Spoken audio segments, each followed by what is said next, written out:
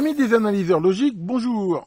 Je vous ai déjà parlé des analyseurs logiques, et d'ailleurs, si vous voulez en savoir un petit peu plus dessus, avant toute chose, je vous conseille de regarder ma vidéo que j'ai faite, qui explique un petit peu, pourquoi il y a des analyseurs logiques et à quoi ça sert. C'est pas le but ici de cette vidéo. Et aujourd'hui, je voudrais vous en présenter un que j'ai trouvé et qui, ma foi, je trouve, c'est plutôt une très bonne pioche, comme j'ai l'habitude de dire. Et pourquoi j'ai pris cet analyseur logique? Parce que j'en avais besoin d'un, en fait, qui puisse enregistrer un certain protocole pendant assez longtemps. Et de tous les modèles que j'avais, en fait, il y a ça qui me manque. Rapidement, un analyseur logique, donc c'est ce qui va permettre de regarder sur un certain nombre de voies. Ici, sur le modèle que j'ai, c'est 16 voies. Et l'évolution, en fait, dans le temps, c'est un peu comme un oscilloscope, mais de niveau logique. Et voilà, ça permet de visualiser l'évolution, de mesurer la durée ici des impulsions, ainsi de suite. Encore une fois, mon but n'est pas ici de vous expliquer à quoi ça sert. En même temps, et c'est souvent, surtout pour ça qu'on utilise des analyseurs logiques, ça va permettre donc de regarder un petit peu à quoi correspondent ces échanges logiques. Là, par exemple, on voit que les modèles, ils décodent un très très grand nombre qu'on voit ici à gauche de protocoles en fait. Par exemple, le bus CAN qui est très connu, le bus I2C, les échanges de télécommandes, RC5, JVC, ainsi de suite. Enfin voilà, l'USB par exemple, et ainsi de suite. Donc ça c'est très intéressant parce que ça va permettre, en mode debug, d'aller regarder un petit peu ce qui se passe et éventuellement de trouver pourquoi quelque chose ne marche pas. Et en mode un petit peu hacker, d'aller voir aussi sur un truc existant un petit peu qui discute avec qui et les données échangées. On va voir que dans la marque KingXT, il y a différents modèles et que ces modèles diffèrent principalement sur 3 critères, à savoir le nombre de voies, c'est-à-dire combien ils peuvent regarder en même temps de lignes logiques, et aussi la profondeur de mémoire et la vitesse max d'échantillonnage. Alors très rapidement, ce qu'il faut juste comprendre, la fréquence d'échantillonnage, c'est à quelle vitesse il vient échantillonner les états logiques. Et donc la résolution, c'est-à-dire le plus petit temps qu'il peut mesurer, et donc l'inverse de ça, la période. Par exemple, si j'échantillonne tous les 1 MHz, ma résolution elle est de 1 microseconde, vu que ça correspond à la période. Ça correspond à la vitesse de balayage sur un oscilloscope. Plus on veut regarder des signaux rapides, plus il faut échantillonner haut. La profondeur mémoire, c'est combien il va garder d'échantillonnage. Plus on échantillonne vite, plus le temps d'acquisition totale sera réduit, parce que, voilà, en gros, on comprend bien qu'un seau d'eau d'un litre, plus je le remplis vite, moins de temps il faut pour le remplir. C'est l'équivalent un petit peu de la longueur de la trace sur un oscilloscope. Donc l'idée, après, c'est de trouver un petit peu le bon compromis avec tout ça, sachant que dans l'idée, on essaye toujours d'échantillonner le plus vite possible, ce qui peut le plus, peut le moins, sachant que, après, en fonction de la mémoire qu'on a et du temps d'échantillonnage, on ajuste. Il faut trouver le bon compromis. En gros, et on va le voir tout à l'heure avec un exemple pratique, qu'il faut se rappeler, c'est qu'il faut essayer d'échantillonner au moins 10 fois plus vite que la plus haute fréquence du système qu'on regarde. Voilà, si on fait ça, généralement, on aura quand même des bons résultats. Et quand on choisit sur le programme, voilà, en même temps, il met combien de temps il va échantillonner. Par exemple, là, automatiquement, si je fais 10 mégasamples de mémoire à 10 MHz, je pourrais regarder ce qui s'est passé pendant 1 seconde. Voilà, alors pour info, la marque KingST elle vend plusieurs modèles qu'on peut trouver chez Banggood. Là, je vous ai mis les prix auxquels on les trouve. Alors, encore une fois, quand je mets des prix, c'est au jour d'aujourd'hui, quand j'ai été voir, on voit qu'il y a des promos en cours, par exemple. C'est sûr que ces prix pourront évoluer. Et on voit que ce qui différencie ces modèles, c'est le nombre de voies. 16, ce modèle ici en a 32. La vitesse maximum où il peut échantillonner, sachant que dans le cas de ce modèle-là, selon le nombre de channels, elle est variable. Alors que sur les autres, elle est fixe. Plus grande fréquence mesurée, la plus petite impulsion, voilà, la profondeur mémoire. On voit que sur le modèle le moins cher, en fait, il n'y a pas de mémoire dans l'appareil. C'est-à-dire qu'il n'utilise que la mémoire du PC, ce qui explique d'ailleurs cette limitation ici. Et voilà, quels sont les niveaux ici maximum pour le déclenchement. Donc c'est une gamme qui est assez complète, ça utilise le même logiciel, donc on a les mêmes possibilités, on va dire, un petit peu de traitement de signal, sachant que voilà, il y a un range qui est assez grand. Si ce système-là suffit, on voit qu'il est vraiment pas très cher. Voilà. Après, moi je conseillerais quand même plutôt celui-là d'avoir quand même une mémoire plus rapide, sachant que la différence de prix est quand même pas énorme. Voilà, et après, après c'est toujours pareil, c'est selon ses besoins et son budget. Donc moi j'ai choisi le LA5016 que nous allons découvrir ensemble. Voilà, donc j'ai reçu cette magnifique boîte là. Donc à l'intérieur nous avons une autre boîte. Donc c'était en fait une protection pour le transport. Voilà, donc boîte qu'on peut voir complètement marquée en chinois, dans lequel il y a l'appareil en lui-même. On va regarder ça. Ici une notice à la fois en chinois et en anglais qui dit que on peut télécharger le logiciel à cette adresse-là. Ce que j'ai fait d'ailleurs, hein, on a tout intérêt à prendre la dernière version, et qui indique que deux warnings importants. Déjà que la dynamique d'entrée c'est de moins 50 volts à plus 50 volts, et que si on dépasse on peut le tuer. Bon, maintenant qu'on regarde des signaux logiques, déjà 50 volts, faut vouloir. Et surtout que, par contre, il n'est pas isolé par rapport au PC. C'est-à-dire que la masse de l'appareil est la même que la masse du PC. Donc, a priori, comme les PC sont souvent reliés à la Terre, c'est aussi à la Terre. Donc, bien sûr, hein, j'ai déjà parlé de ce genre de problème, il faut y faire attention. Ensuite, nous avons un petit CD dans lequel, bon, en fait, il y a l'aide et une version du software. Maintenant, je conseille d'aller plutôt le télécharger. D'ailleurs, c'est ce que j'ai fait parce que, par exemple, la version actuellement en ligne est déjà plus récente que celle qui est sur le CD. En même temps, de plus en plus, les CD, mon dernier PC, il n'a pas de lecteur CD. Voilà, c'est plus vraiment dans l'air du temps. Maintenant, ça a quand même, je trouve que c'est quand même bien que ça existe. À la limite, quelqu'un qui veut, comme ça, qui n'a pas forcément un accès Internet. Ensuite, on trouve de façon très classique ces espèces de petits crochets là, qui vont permettre éventuellement donc d'aller s'accrocher sur des points de test des composants, pas de circuit intégré. Et pour finir, on a ce cordon USB standard, USB enfin AB, qui permet de relier le biniou à un PC. Alors regardons un petit peu de plus près l'appareil. Donc il est dans un sachet antistatique, et à l'intérieur nous avons l'appareil en lui-même, qui est dans un boîtier en aluminium, qui rappelle ici donc le brochage. Donc on voit là les 16 entrées, donc il y a des tas de broches pas connectées, on voit ici les masses, et ici PWM 1 et 2, qui sont en fait les sorties du petit générateur de signaux intégrés. Voilà, là on le branche donc sur le cordon via le PC. Bon, voilà, c'est quelque chose de très simple. Ma foi, la qualité comme ça a l'air bonne. Et alors là, nous avons les différents systèmes de connexion. Alors, très bon point, c'est pas du câble PVC, c'est du câble silicone. Et honnêtement, enfin voilà, c'est du câble de qualité. Ça, c'est plutôt un très bon point. Par contre, je vois un très mauvais point. Alors c'est pas grave parce que je vais pouvoir le corriger, mais quand on regarde ici l'ordre des sorties, tel qu'il est indiqué là, on voit 0, 1, 2, 3, 4 et ainsi de suite. C'est bien d'avoir pris des câbles de couleur et de respecter le code des couleurs, mais ils n'ont pas du tout respecté l'ordre. C'est-à-dire que je m'attendrais à ce que ça soit noir, marron, rouge, enfin le même ordre de couleur que le code de couleur de résistance. Or là, ça a été mis à la vache t'en fous. Manifestement, il y a... enfin voilà, c'est... La personne qui a monté ça n'avait pas du tout cette notion. Alors ça, c'est quand même un peu gênant, parce que c'est quand même bien de pouvoir, je veux dire, repérer la connexion. Hein. Ils ont mis en plus une gaine différente pour montrer la masse, c'était pas forcément idiot. Donc de la mettre sur le fil noir, c'est pas très malin non plus, parce que noir, c'est plutôt 0. Donc je vais m'empresser, hein, vu que c'est des connecteurs Dupont, en fait, de les enlever délicatement, de les remettre dans le bon ordre. Et bien sûr, ensuite, aussi de remettre là la gaine qui va bien. Enfin voilà, bon, c'est un petit point négatif, c'est pas la mort, mais c'est quand même un petit peu dommage. Alors jetons un petit coup d'œil rapide au software donc qui est soit livré avec, mais qu'on peut télécharger. Alors ce qui est intéressant, c'est que même si vous n'avez pas l'appareil, vous pouvez tout à fait le télécharger et l'essayer, parce que quand il détecte pas d'appareil, il est en mode démo. Et ça, alors, c'est plutôt sympa. Alors bon, c'est assez riche, hein. Je vais essayer quand même de vous le montrer.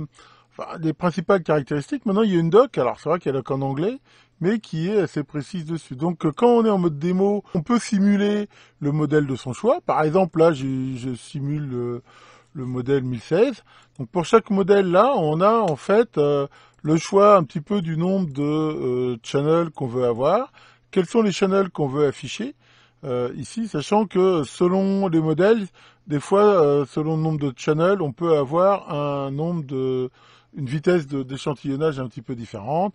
On a un mode normal qui utilise la mémoire de l'appareil pour, je veux dire, stocker les échantillons très rapidement. Et on a un mode stream qui permet d'utiliser la mémoire de l'ordinateur. L'avantage, c'est qu'on peut avoir beaucoup plus de mémoire. Si on veut, par exemple, enregistrer un dialogue en, je sais pas, en RS232 assez long, mais ça va moins vite. Hein. C'est ça qu'on peut ici choisir. Après, voilà, on peut choisir la fréquence du système PWM, l'afficher dans la barre de menu, voilà, ce qui permet là d'utiliser ces deux petits générateurs de signaux si on veut. Donc ensuite, comme je l'ai expliqué, on va choisir ici la profondeur de mémoire et la vitesse d'échantillonnage. Par exemple, là j'échantillonne à 10 MHz et je me donne 1 méga de mémoire, ce qui veut dire que voilà, je vais enregistrer pendant 100 millisecondes. Il est évident que si je donne plus de mémoire, j'enregistre plus longtemps, là par exemple 5 secondes, mais voilà, maintenant à 10 MHz, j'ai qu'une résolution de 0,1 microsecondes.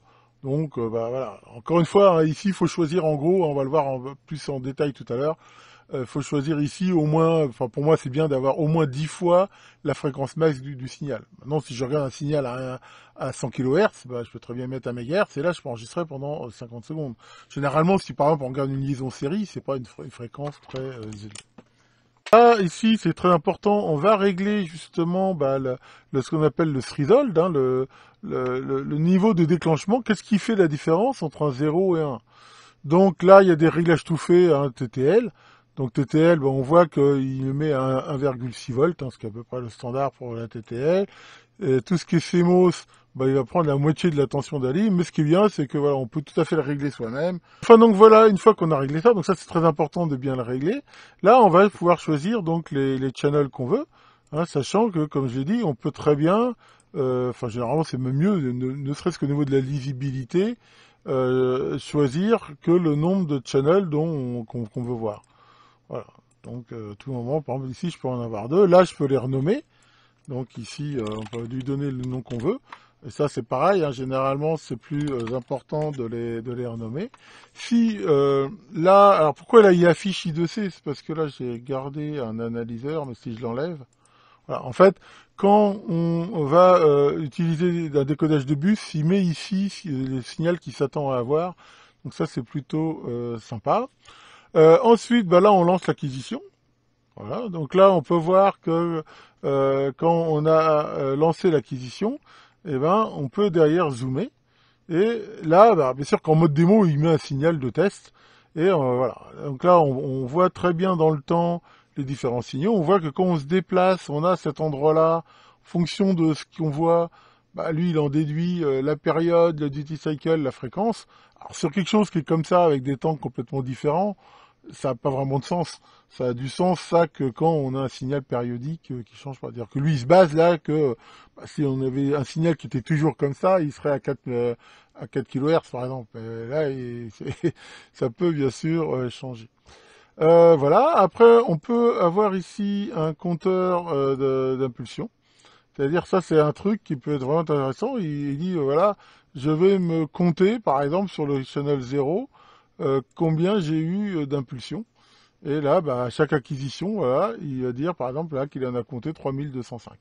Donc ça peut très bien être utile. Imaginons, par exemple, on va regarder, tiens, combien il y a eu d'impulsion sur un moteur Papa ou un truc comme ça. Donc ça, c'est assez sympa. Là, on peut avoir des marqueurs. Hein, on peut en avoir plusieurs. Voilà, là, donc je peux mettre mes marqueurs aux endroits que je veux. Et c'est comme les marqueurs sur un oscillo, hein, il me dit par rapport au trigger à quel endroit ils sont. Hein. Le trigger, je rappelle, c'est le 0 de l'endroit où il s'est déclenché et la différence entre les marqueurs. Donc ça, voilà, on peut avoir des marqueurs comme ça. Ce qui est intéressant ici pour chaque channel, on retrouve là les différents réglages, les glitches. Hein, un glitch, par exemple, c'est quelque chose comme ça. Hein. Ce qu'on appelle un glitch, c'est une petite impulsion qui, comme on va le voir tout à l'heure, peut soit venir d'une erreur de mesure, soit venir des fois d'un état qui logique qui met à cause des délais de propagation met du temps à s'établir. Maintenant, alors des fois on veut les voir et des fois on ne veut pas les voir. Hein, là par exemple, sur le channel 0, là j'en ai un, il faudrait que voilà, si je me mets toc, voilà, par rapport au temps de sample, bah là on voit qu'il disparaît. Donc ça, c'est plutôt pratique dans certains cas, hein, parce que sinon ça peut complètement fausser par exemple le décodage de certains signaux. On peut choisir la hauteur du signal dans la fenêtre. Voilà, donc selon le nombre qu'on en a, on peut faire ça. On a une remise à zéro de tout. Voilà, si on veut, enfin, on fait une nouvelle mesure, ça peut être intéressant. Real-time status, alors ça c'est un truc qui manque sur beaucoup d'analyseurs. Ça veut dire que si l'entrée ici T1, ben, on voit que ça le fait, je veux dire, en temps réel. C'est-à-dire que si on se met en acquisition continue, voilà, comme ça, et ben ça veut dire que si l'entrée passait à 1, par exemple, et ben c'est comme si je mettais une lettre dessus. Et ça, quand on voit des trucs dits, je veux dire, très lents, des fois, ça peut être intéressant d'avoir ça. Donc ça c'est plutôt sympa. J'aurais bien aimé avoir ça sur certains analyseurs logiques. Voilà, on peut changer après, voilà, avoir des couleurs différentes. Alors là, par contre, a priori, ça correspondrait aux couleurs peut-être qu'ils ont choisies. Voilà, ça, on peut éventuellement utiliser ça. Alors ensuite, ce qui est intéressant sur cet appareil, c'est le mode de déclenchement qui, ma foi, est bien fait et ma foi assez original. Je rappelle que ce qu'on appelle le déclenchement, ça veut dire, c'est comme la synchro sur un oscilloscope. C'est-à-dire que là, comme j'ai rien spécifié de spécial, au moment où je fais démarrer l'échantillonnage, eh ben, il échantillonne et il en a rien à foutre de... enfin, voilà, il a commencé à échantillonner au moment où j'ai cliqué. Mais des fois, je voudrais, par exemple, démarrer que sur, par exemple, le front montant. C'est-à-dire, je vais dire, je veux démarrer quand, sur le channel 0, c'est le début d'une impulsion. Donc là, on retrouve ça, enfin, je vous renvoie sur ma vidéo sur les synchros d'oscilloscope. Donc on peut faire front montant, front descendant. Là, par exemple, je peux déclencher ici sur le front descendant de ce channel-là. Donc là, je peux choisir, en fait, sur quel channel je veux faire le déclenchement. Ensuite, il y a ce qu'on appelle un word recognizer, qui est plutôt bien fait, qui permet de déclencher sur une certaine pattern. Et là, c'est là qu'on va utiliser haut ou bas. C'est-à-dire que si ici je fais ça, il déclenchera dès que le signal ici sera au niveau haut. Mais si je fais ça, hein, il va faire un et entre les deux, et ben là, il va déclencher quand le signal 0 sera au niveau haut et ici au niveau bas. Je peux faire ça sur plusieurs channels. Et ça, c'est quelque chose qu'on retrouve sur beaucoup d'analyseurs logiques. Hein. Ça veut dire que je vais commencer à analyser voilà, par rapport à une situation que j'ai fixée, qui peut être, je sais pas moi, write au niveau haut, read au niveau bas, data au niveau 1, et ainsi de suite. Donc ça, c'est plutôt aussi plutôt pour moi une bonne chose. Puis c'est assez, je veux dire, convivial. C'est plutôt bien. Après, bah là, on voit, voilà, on peut zoomer, on peut le faire avec la souris, hein, on peut se déplacer. Là, c'est vraiment comme on peut le voir super fluide et tout. Ici, on peut revenir au trigger. Donc ça, c'est plutôt bien. Et après, bah, on va avoir là tous les analyseurs de protocole. Et là, on peut voir que bah, c'est plutôt riche, hein, ma foi. Voilà, on a je vous ai montré la liste tout à l'heure, enfin voilà, des tas de bus, hein, c'est vraiment intéressant. Et bah, quand je vais vous faire la démo, là tout de suite, justement, on va analyser un bus I2C, mais ça marche aussi en démo. Par exemple, regardez, si vous choisissez UART, là, donc là, vous allez choisir le channel sur lequel c'est. Quand vous allez faire là une démo, et ben automatiquement, il va bien se mettre voilà dessus, et on voit là les différents caractères. Donc là, on peut choisir le mode d'affichage, par exemple, display format, ASCII et X. Et là, bah, je vois ici BS, hein, c'est les codes ASCII. En fait, il les fait tous dans l'ordre dans ce mode-là. Voilà, par exemple, carriage return. Et derrière, si on se déplace ici, on a après tous les codes. Hein, et là, il les a mémorisés. Donc on voit bien ici 1, 2, 3, 4, 5. Enfin, il balade tout le code ASCII. Comme ça. Donc voilà, ça c'est intéressant. Hein, et je vous encourage, si vous voulez, à télécharger le soft, hein, justement. Ça vous permet de vous familiariser, de regarder un petit peu comment ça marche, éventuellement, si vous voulez regarder avant d'acheter ce truc. Enfin voilà, hein, en gros, alors je vais peut-être pas encore tout montrer, hein, on peut exporter. Ici on a un menu Pour info, ça existe dans plusieurs langues. Alors, il n'y a pas le français. Hein, ça, c'est aussi un des petits points quand même négatifs. Là, on a différentes options. Par exemple, faire des zooms animés. Enfin, voilà. Il y a pas mal de possibilités. Est-ce que, par exemple, à chaque fois qu'on boot, il va vérifier s'il y a une nouvelle version? Et ça, c'est aussi sympa. Hein, apparemment, c'est assez suivi. Donc, il y a de l'évolution et je pense de l'enrichissement du programme. Voilà, alors ce que je vous propose maintenant, c'est de faire une petite démo pratique. Pour faire un premier essai, donc j'ai branché l'analyseur sur le PC, et là j'ai pris un petit montage que j'avais fait il y a quelques temps, c'était juste pour faire un test. En fait, j'utilise un afficheur 7 segments, enfin un système d'affichage de 4 digits, qui est piloté par le protocole I2C. Donc j'ai branché la masse de l'analyseur sur la masse de l'Arduino, et ici les deux signaux, donc SDA et SCL. Et maintenant, nous allons pouvoir les analyser et regarder un petit peu ce qui se passe. Alors ici, on peut voir le modèle qui a été automatiquement reconnu, hein, vu qu'il voit là que je suis connecté à un 5016. Sinon, voilà, comme je vous ai montré tout à l'heure en mode démo, on peut choisir celui qu'on veut. Donc je vais pas revenir sur tout ce que je vous ai expliqué. Donc là, dans un cas pratique, la première chose qu'il va falloir régler, ça va être déjà les thresholds. Donc là, on est en 5 volts CMOS. Hein. Ensuite, on va choisir le nombre de voix. Donc là, je n'ai besoin que des voix 0 et 1, donc c'est pas la peine d'en mettre plus. Voilà, donc là, par contre, si je veux une meilleure vue, ça peut me permettre éventuellement de, voilà, de la mettre en un peu plus grand. Voilà, comme ça va un petit peu me zoomer. Donc là, je vais mettre un déclenchement sur le front montant, par exemple. Ensuite, la fréquence d'échantillonnage, bon, c'est pas très rapide. Je pense que 10 MHz, ça va être pas mal. Hein. Je pense que ça va pas plus vite d'un mégahertz d'échantillonnage. Maintenant, à la limite, si on peut mettre plus, pourquoi pas. Hein. Plus je monterai en fréquence, meilleur j'aurai de résolution. Et là, en choisissant la mémoire, pareil, je vais voir le temps. Là, par exemple, j'enregistrerai pendant 1 seconde, on le voit ici. On voit qu'avec la mémoire dispo, je pourrais aller éventuellement plus. Je n'ai plus qu'à lancer ici mon échantillonnage. Et voilà. Donc là, on voit que on a bien des signaux. Et des signaux qui, manifestement, se font sous forme de trame. Hein, on voit bien que tous les X se répètent ici une trame. Alors déjà, ça peut être intéressant de regarder quelle est la fréquence de répétition de ces trames. Donc là, je vois le temps qu'il y a entre chaque. Hein, on voit que ça fait, là, on va dire à peu près 10 millisecondes. Mais encore une fois, là, de façon tout à fait intéressante, je peux utiliser les marqueurs. Donc en mettant un marqueur ici, par exemple, au début, et un autre ici, voilà, à la fin. Et là, exactement, là, je peux voir que la différence entre les deux, c'est 11 millisecondes. C'est-à-dire que manifestement, il y a une trame envoyée ici toutes les 11 millisecondes. Parfait. Donc ça, c'est une bonne chose. Alors maintenant, on va pouvoir regarder la trame de plus près. Un truc qui est intéressant aussi, hein, qu'il faut généralement commencer par faire, c'est nommer les channels, parce que 0,1, c'est pas très parlant. Donc là, je vais l'appeler SCL, vu que je sais que je l'ai branché sur ce signal-là. Là, je vais l'appeler SDA pour data. Voilà. Ce n'est qu'un nom, mais c'est vrai que ça sera quand même plus parlant. Et là, on voit bien quelque chose qui ressemble bien au protocole I2C, avec ces impulsions d'horloge, et ici, les données. Ça va être bien sûr très intéressant à ce niveau-là, ça va être d'analyser le trafic, et pour ça, je vais choisir justement le protocole I2C.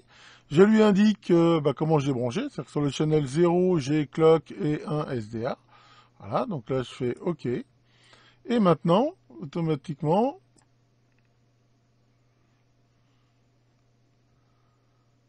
pourquoi ça marche plus, ça? Alors ça marche pas parce que je m'étais trompé.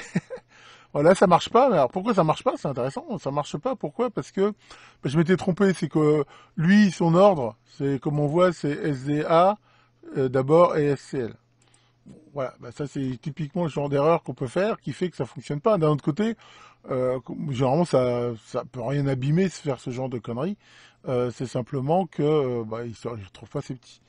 Et voilà, maintenant on voit que ça marche beaucoup mieux, hein. Alors je peux même relancer l'acquisition si je veux, mais voilà.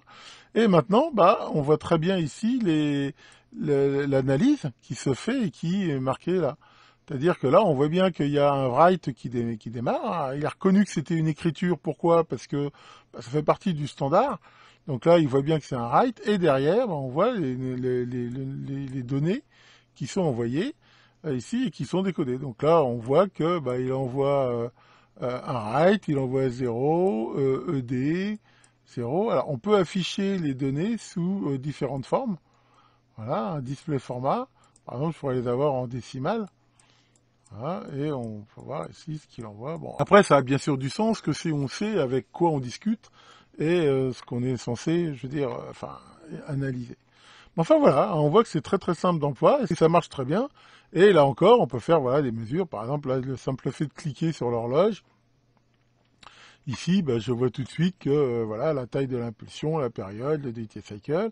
Ensuite, j'ai ici tout l'historique des données que je peux très facilement, si je veux, comme on le voit là, les exporter sous forme de text file, CSV file pour une autre analyse ou faire quelque chose comme ça. Donc voilà donc une utilisation tout à fait pratique et bah, qui peut me permettre éventuellement de voir bah, pourquoi ça marche pas.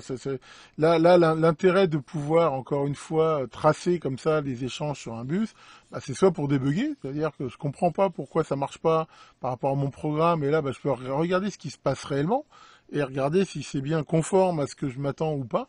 Donc ça, c'est une première chose. Ça peut aussi servir, hein, comme je l'ai dit, à faire du hack ou du reverse engineering. Je veux savoir, par exemple, qu'est-ce qui est écrit ou lu dans une mémoire avec un système. Et ben pareil, je mets ça et je peux très bien ici analyser ce qui se passe. Alors pour finir, on va faire un petit test. Déjà, regarder un petit peu la justesse de cet appareil et regarder s'il tient ses promesses. Donc déjà, là, j'ai mis dessus un signal de 1 MHz avec un duty cycle de 50%. Et on peut voir que là, en échantillonnant donc à 20 MHz, hein, donc 20 fois plus, hein, ce qui est bien, et ben là, on va voir que il affiche bien la valeur. Hein. Mon générateur est très bien calibré, donc là, il m'affiche bien 1 MHz et 500 nanosecondes. Hein, enfin, voilà. Et là, on peut dire que c'est plutôt bon. Donc si j'échantillonne au maximum, voilà, donc avec la meilleure résolution possible, ce qu'on peut voir, c'est que de temps en temps, là, il me trouve un glitch. Hein, c'est ça qu'on appelle un glitch. Un signal qui est comme ça. Et alors, est-ce que c'est une erreur de l'analyseur ou pas? C'est pas dit du tout. C'est tout à fait possible que dans la mesure où mon système, là, il est branché, alors il est bien terminé par 50 ohms. Enfin bon, voilà, il est branché, je veux dire, il défile un petit peu en l'air et tout. Donc ça peut tout à fait être le signe, bah, en effet, d'une petite oscillation au niveau du signal et qui détecte. Donc c'est pas forcément une erreur. C'est à mon avis sans doute dû, je veux dire, au fait que bon, branchement il est pas très correct. Hein. C'est ça le problème, c'est quand on arrive à échantillonner avec des vitesses pareilles, eh ben on va éventuellement manger aussi des parasites, alors que mon gêné, a priori, je sais qu'il en fait pas. Donc ça, c'est un peu une erreur de mesure. Un petit peu ici, l'intérêt d'avoir le filtre de glitch. Et voilà, par exemple, là, si je mets ici ce filtre, voilà, on voit que maintenant, eh ben, ça n'apparaît plus. Et ben ça peut être intéressant de le voir. Alors, c'est un des défauts un petit peu ici, c'est que c'est pas forcément facile de faire la part entre le bon grain et l'ivraie, dans la mesure où, ben voilà, est-ce que c'est une erreur de mesure ou pas? Alors, c'est là qu'un oscilloscope rapide peut éventuellement faire la différence. Mais enfin bon, ici, voilà, là, ça vous permet de voir l'intérêt du système de glitch. Alors maintenant, ben, je vais monter la fréquence au maximum et regarder si mon gêné, là, d'impulsion, il peut donner un signal à 50 MHz, et ben, s'il le reconnaît bien. Alors, je relance ici l'acquisition. Et là, on peut voir que déjà, il détecte bien la fréquence 50 MHz. Donc là-dessus, il n'y a rien à dire. Après, par contre, le duty cycle, il le trouve pas très très bon. Dans la mesure où là, il m'affiche 70%, alors que normalement, il est bien de 50%. Mais encore une fois, à quoi ça peut être dû, ça? Bah, c'est sans doute dû au fait que, bah voilà, avec les kappa parasites, les choses comme ça, bah, il y a des temps de montée maintenant qui sont pas forcément très bons, et qui font que bah, lui, il se trompe par rapport à ça.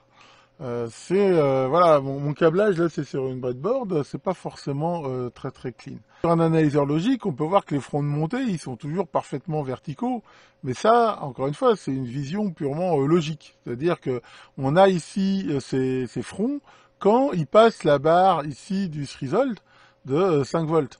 D'ailleurs, on peut voir que si on le change, cette valeur-là, il y a des chances que ça va changer le duty cycle, justement, parce que il va avoir, par exemple, là, si je mets à 3 volts et je relance, voilà, on peut voir que le duty cycle, il change, et ce qui est tout à fait normal. C'est le fait que le duty cycle change ici, quand, par exemple, si je le mets à 2 volts, on a quelque chose de beaucoup plus proche de la réalité.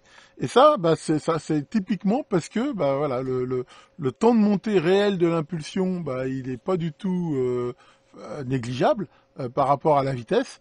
Et bah, voilà, sur une pente, l'endroit où on considère le milieu de la pente quelque part, eh ben ça va changer le temps. Mais enfin bon, ça prouve quoi? Ça prouve que bah, déjà quand même il tient bien sa fréquence dans la mesure où voilà, il détecte bien des impulsions là de 6 nanosecondes, mais en même temps c'est aussi un petit peu son mine, hein, mais il détecte bien la fréquence de 50 MHz. Là-dessus c'est plutôt bon, mais que bah voilà, encore une fois, à un moment donné, bah c'est les limites d'un analyseur logique, c'est qu'il il ne prend pas en compte justement les problèmes analogiques. Et ici, bah, le fait qu'en effet le front de montée il soit pas top banane. Alors, dernière question qu'on pourrait se poser, qu'est-ce qui se passe si je sous-échantillonne? Par exemple, ici, à 10 MHz. Voilà. Bah, en fait, ce qu'on voit, c'est qu'il continue quand même à avoir un signal, mais bah, c'est complètement faux. Là, le signal, il est, je veux dire, voilà, il affiche 188 kHz. Pourquoi? Bah, parce que, qu'est-ce qui se passe? Bah, il vient échantillonner très lentement de temps en temps, mais ça reste comme un signal périodique parce que, bah, je veux dire, c'est un petit peu ce qu'on appelle les fréquences de battement, c'est-à-dire que il y a, comment expliquer ça, une sorte de photo en fait qui est pris à certains moments. Et comme on photographie tous les X, un signal qui varie aussi tous les Y, mais même beaucoup plus vite, bon, on retrouve bien un signal, mais ce signal il est faux. Hein, c'est typiquement là, on a un sous-échantillonnage. Hein, et voilà, ça c'est tout le principe de ces trucs-là. Il faut échantillonner au moins à la vitesse au moins 10 fois plus ou au moins 5 fois plus que ça. Là, si j'échantillonne à 50, bah, on voit que c'est toujours faux. Pourquoi? Bah parce que voilà, c'est pas synchrone l'échantillonnage. Donc le signal il a beau être à 50, là il m'affiche voilà un signal de 256 kHz. C'est vraiment pas bon. Il faut être, si je fais par exemple 2 fois plus vite, voilà, là ce qu'on peut voir c'est que bah là il échantillonne plus rien du tout. Pourquoi? Bah parce que voilà, il tombe mal sans doute au moment où il se lance. Eh ben, il arrive pas à tomber sur voilà, il se synchronise sur le front montant et après, bah, il doit échantillonner toujours sur un zéro, ce qui fait que bah, il trouve pas de signal alors que il détecte bien le front montant ici. Si par exemple je fais front descendant, eh ben là c'est pareil, il se synchronise, on va dire de la mauvaise façon. Alors que là, si je reviens à 500, bah là j'ai bien quelque chose de tout à fait normal. Donc bah voilà, hein, c'est encore une démonstration s'il y avait besoin que c'est important d'échantillonner beaucoup plus vite que la fréquence la plus haute de ce qu'on veut mesurer. Voilà pour cette très longue vidéo, je suis désolé, hein, j'ai beaucoup parlé, mais c'est un sujet qui me plaisait, et puis en même temps, bah voilà, je pense que moi ça fait une présentation qui est, ma foi, assez complète, et indépendamment de présenter l'appareil, je pense que ça peut aussi donner des idées à certains sur un petit peu l'utilisation pratique d'analyseurs logiques. Donc cet appareil, bah moi j'en suis très content, je lui donne une très bonne note, 18, soyons fous, 18 sur 20, parce que je n'ai pas tellement trouvé beaucoup de défauts, à part, bon en effet, il est en anglais, bon, non, moi ça me dérange pas, je préfère, mais c'est vrai que ça peut être assez gênant. Et c'est vrai que je trouve bizarre qu'ils aient pas respecté le code des couleurs pour les fils. Je trouve ça un petit peu dommage. Enfin voilà, c'est vraiment les deux seuls points, on va dire, négatifs que j'y trouve. Le rapport qualité-prix vraiment bien, un soft, hein, on voit qu'il est mis à jour correctement. Donc si vous cherchez un analyseur logique, je pense que c'est plutôt une très très bonne pioche. Tiens, Maurice, ça va, Maurice? Alors, qu'est-ce que tu fais? Il pleut tout le temps, il n'y a pas grand-chose à faire. Tu fais des mots croisés. Ah, super! Tu fais les, par exemple, un mot de 7 lettres se termine par ouille, et la définition, c'est se vide quand le coup est tiré. Mhm. Douille. Quoi? Est-ce que j'ai une gomme? Oui, pourquoi? Bien, allez, là-dessus, eh ben, il me reste encore plein de trucs à faire. Je vous souhaite à tous une excellente journée. J'espère que la météo va un peu s'arranger, là, parce que vraiment, ces pluies sans fin, et quand je vois tous ces pauvres gens là, qui sont inondés, c'est vraiment pas terrible. Le grand comparateur vous fasse de belles analyses logiques, et à très bientôt sur de nouvelles vidéos.